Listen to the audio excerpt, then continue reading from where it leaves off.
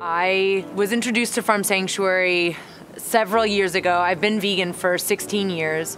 I saw a documentary called Diet for a New America that discusses the situation of factory farms in America and how horrible they are for the animals and for human health and also for the environment. It is just a disgusting, disgusting business. They are considered commodities. I mean, they're babies, a lot of these animals, when they're killed, and they live a life of confinement in these horrible places. There's turkeys there that their skin is so thin they can't even mate anymore because they would rip the animal apart, the female apart.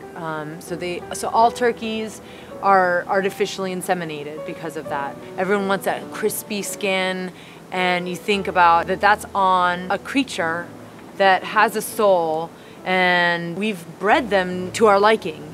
You know, chickens have huge breasts so they can't walk around. If people were to eat the grain that you'd feed those animals, you could feed so many more people in the world and it would use so much less energy. A few years ago, I was able to visit Farm Sanctuary's New York shelter.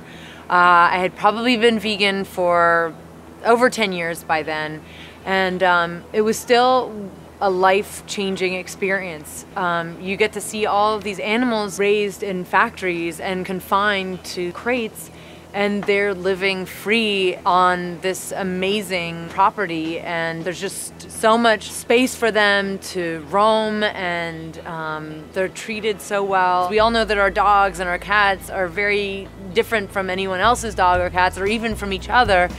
But people don't think about how each of these animals that we call dinner have just the same kind of personalities. The people that work there can tell, you know, sheep apart from, you know, 100 yards away. They can tell the difference between each of those sheep from the way they look and from the way they behave, and you get to notice that as you spend time with these animals there. They work on so many different levels, having this sanctuary for the animals, reaching out and educating people. I've been so educated after being vegan for so many years. I've learned so much about these industries and what atrocities they have been.